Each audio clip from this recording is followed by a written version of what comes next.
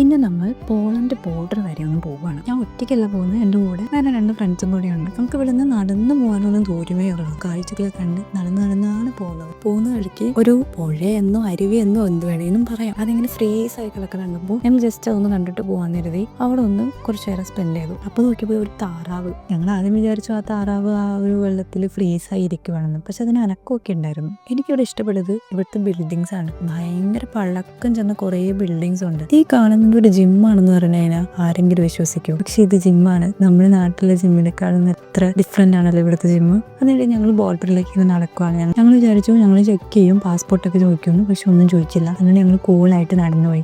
ഇവിടെയാണ് ജർമ്മനി അവസാനിക്കുന്നത്. അപ്പുറത്തുനിന്ന് പോളണ്ടാണ്. ഒരു പുഴയാണ് ഈ ജർമ്മനിനെയും പോളണ്ടിനെയും രണ്ടായിട്ട് തിരിക്കുന്നത്. അപ്പൊ നമ്മൾ പാലത്തിൽ കൂടെ നടന്ന് അപ്പുറത്തെത്തി. ഇവിടെ പ്രത്യേകിച്ച് ഒന്നും കാണാനൊന്നുമില്ല. ജസ്റ്റ് ഞങ്ങൾ ബോർഡർ വരെ വന്നതേ ഉള്ളൂ. ഇവിടുത്തെ ഏറ്റവും വലിയ ഡിഫറൻസ് എന്താന്ന് വെച്ചാൽ പ്രൈസ് ആണ്. നമ്മുടെ ഡോയ്ച്ച്ലാൻഡിലെ ജർമ്മനിനെക്കാട്ടിലും നല്ല പ്രൈസ് കുറവാണ് പോളണ്ടില്. അപ്പൊ നമ്മളതൊന്ന് നോക്കാൻ വേണ്ടിട്ട് ഒരു സൂപ്പർ മാർക്കറ്റിൽ കയറി. ന്യൂ ഇയർ ആവാറായതുകൊണ്ട് ഏകദേശം കുറെ സാധനങ്ങളൊക്കെ ഇവിടെ തീർന്നിരിക്കായിരുന്നു. പിന്നെ ഞങ്ങൾ തെരഞ്ഞറിഞ്ഞ് ചെന്നപ്പോ ഈ സാധനം കിട്ടി. ഇത് കണ്ടോടുകൂടി ഞങ്ങൾ അതെടുത്ത് കൈപ്പിടിച്ചു. അത് കഴിഞ്ഞിട്ട് പിന്നെ ഞാൻ ഇങ്ങനെ നോക്കിയപ്പോൾ എന്റെ കണ്ണിൽ ഉടക്കിയൊരു സാധനമാണ് ഇത് കണ്ടപ്പോൾ എനിക്ക് ഭയങ്കരമായിട്ട് നൊസ്റ്റ് പിടിച്ചു.